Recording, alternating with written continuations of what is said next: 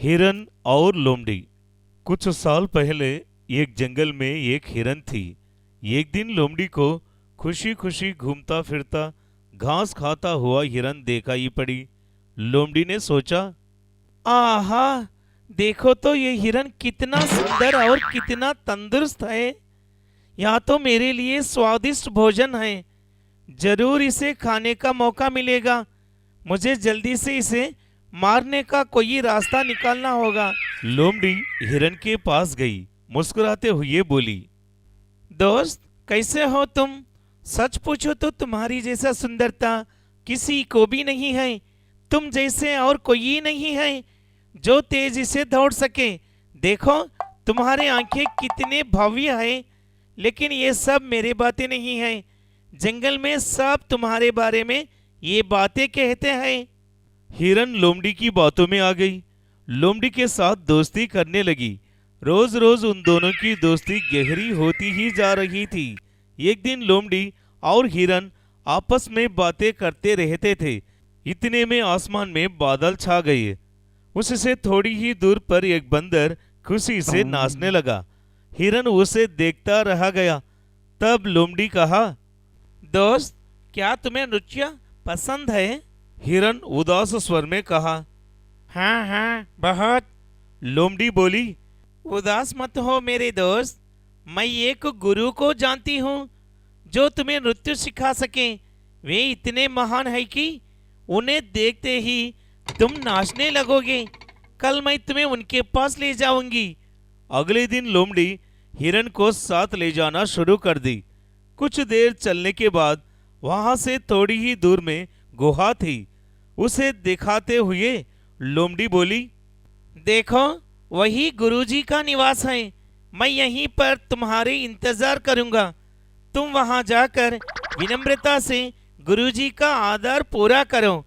खुशी से हिरन आगे बढ़ी। रास्ते में उसकी छालती में पड़ गई। वहां बाघ के पैरों के निशान गुहा तक जाते हुए दिखाई पड़े। तब हिरन को समझ में आ गया, सोचे तो ये गुहा बाघ का है। गुरुजी को देखते ही नाचने का मतलब बाघ को देखते ही डरकर कांपना। बाप रे बाप, यहाँ लोमड़ी का षड्यंत्र है। वहाँ पहले से ही मुझे बाघ के गुहा तक ले जाने के लिए समझौता की है। बाघ मुझे मारकर खाने के बाद बचा हुआ मांस को खाने के लिए लोमड़ी ने साहस रची। हिरन हिम्मत करके गुहा के अंदर चले गया। बाघ गहरे नींद में था। आज तो इसका किस्मत अच्छा था कि वहां बच गई। तब हिरन को एक उपाय सूझी। कुछ देर तक वहां वही ठहरी रही। बाघ जाते समय होते ही हिरन लोमड़ी के पास आ गई। हिरन को देखते ही लोमड़ी को झटका सा लगा, लेकिन फिर भी हंसमुख चेहरा बनाई। हिरन बोलने लगी, तुम कितने अच्छे हो मेरे दोस्त। गुरुजी भी वाकई बहुत अच्छे हैं। मुझे स्नेहपूर्वक आमंत्रित किए और भोजन भी खिलवाए। वाह, कितना स्वादिष्ट भोजन था। इसीलिए देर हो गया मेरे दोस्त। गुरुजी ने तुमको भी बुलाए। तुम जाओ, मैं इधर ही तुम्हारे इंतजार करूंगा। भोजन का बात सुनते ही लोमड़ी के मुंह में पानी आ गया। सोची कुछ और खाना मिल गया होगा, इसीलिए इसको छोड़ दिया। हाँ, अच्छा, मुझे तो बहुत भूख लग रही है। लोमड़ी उछलते हुए गुहा के अंदर गई। बाघ अभी अभी उठा। माना कि लोमड़ी ने उसके साथ धोखा दिया है। अपने पंजे से लोमड़ी को जोर से मारा। एक ही झटके से लोमड़ी मर गई।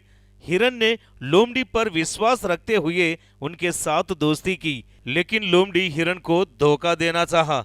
आखिरकार लोमड़ी ही उनका धोखे का शिकार बन गया। तो हमें इस कहानी से सीख मिलती है कि हर किसी के ऊपर विश्वास नहीं रखनी चाहिए, और जो भी हमें धोखा देना चाहता है उसे जरूर कभी ना कभी सबक मिलेगा।